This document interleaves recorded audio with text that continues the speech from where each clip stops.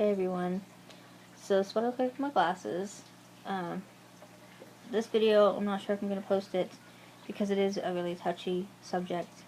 And so I don't know really where to begin. But if you do see this, then it is posted. And I hope that no one will take it negatively. That people will just see it for what it's really meant for. And that is awareness. Okay, so last night... Sorry about that. Okay, sorry. So last night, me and my husband were on our way to work. He has a different job. Well, he works two jobs. He works one without me, and the other one we work together and we clean floors at our local Safeway. So we had to go drop our kids off, but we were actually on our way to do that and to drop off a stroller for one of my nieces because she has a daughter too.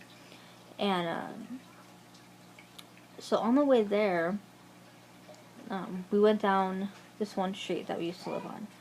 And this street is just notorious for people wanting to speed up and down it. And I'm not talking, I mean, this is a road that you turn on, and it's a regular residential road, but as you keep going, you go past,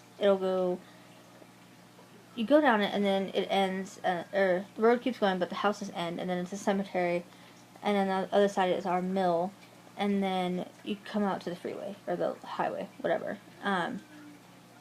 So people just think that that road is not even a residential neighborhood road. They just look at it as like part of the highway. So they do seriously, like I've seen somebody do like at least 70 miles an hour, if not more, on that road. I've witnessed it. I used to live in two different houses on that road. And I was so scared for my kid's life because I'm telling you, these people are crazy going down this road. So last night we were, like I said, going to work. We're going to drop off our kids at his mom's, and then we're going to go out to the gas station to get his schedule because he works out there, and then we're going to go to work. So, in the process of all this, we were going down this road, and we passed one of our old houses. And I'm wondering, I'm not even kidding you. Maybe a foot and a half at the most, away from the curb, there was a dead cat. Someone had literally purposely ran this cat over.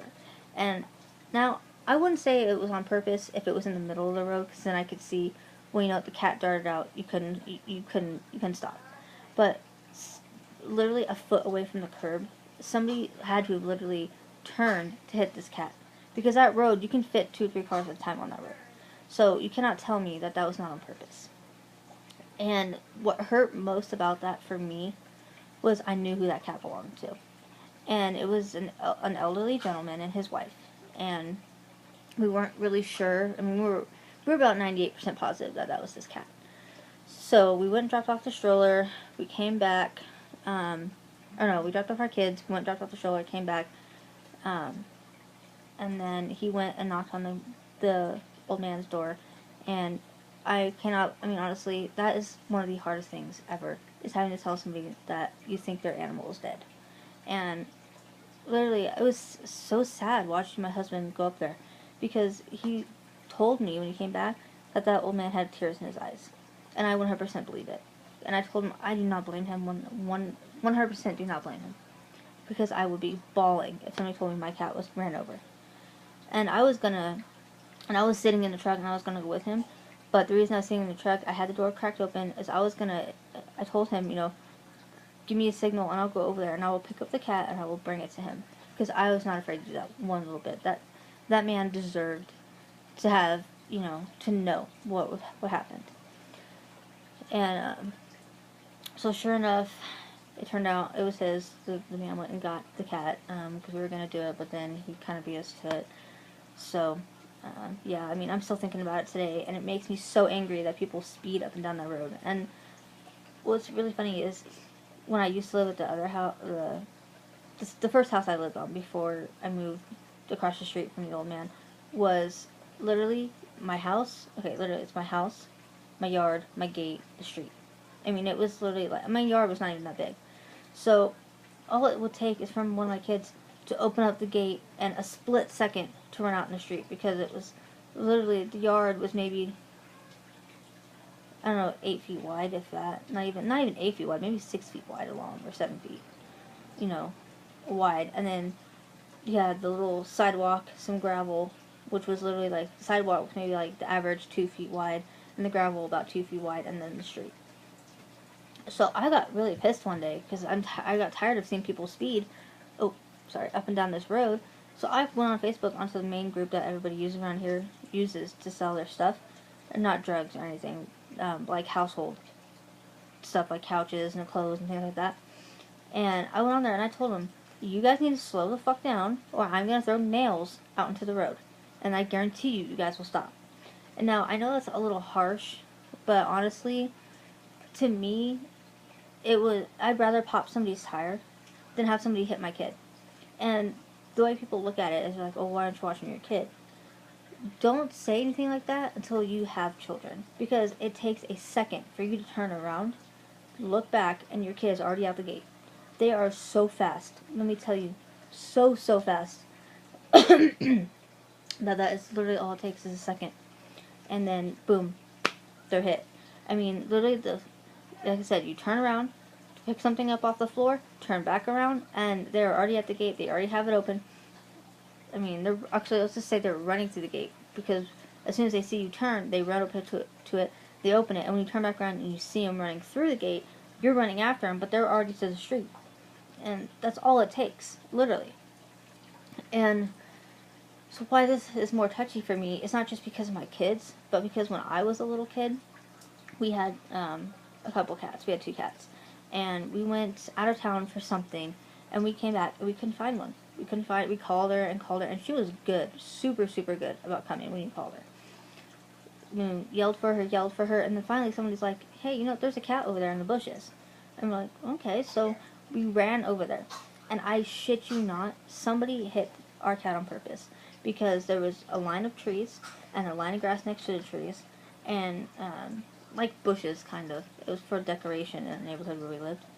And literally, at the end, she would sit right there in the grass, and when you drove, there was a turn right there. So you could see the tire mark coming up into the grass where they hit her.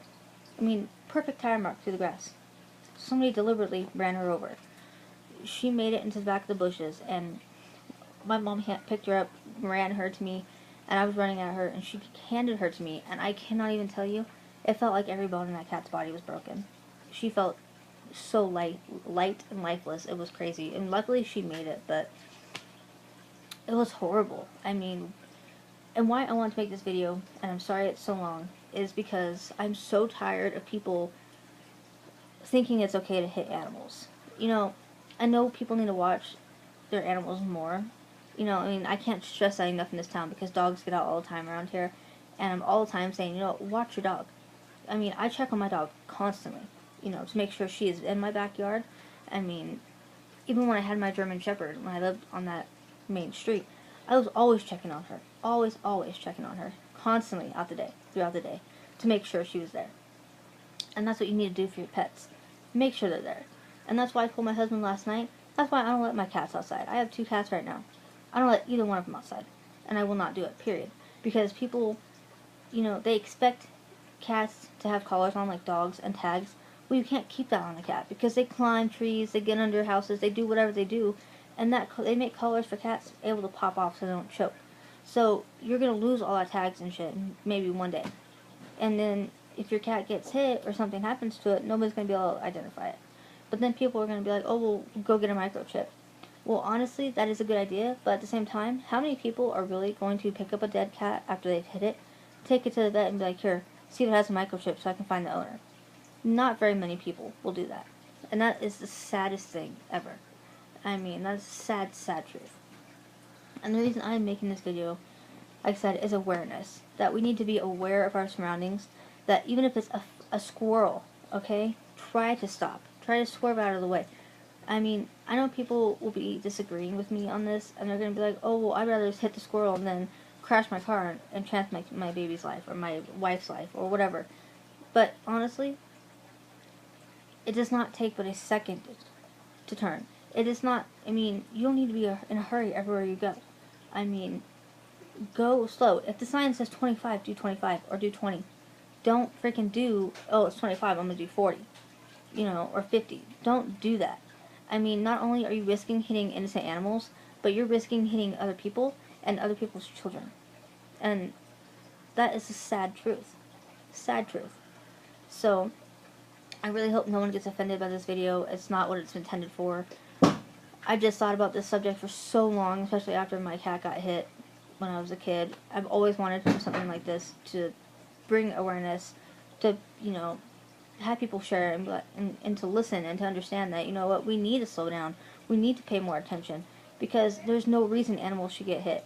And not only that, what makes me more pissed than anything else is leaving their body in the middle of the road. Or freaking leaving their body and not even trying to find the owners.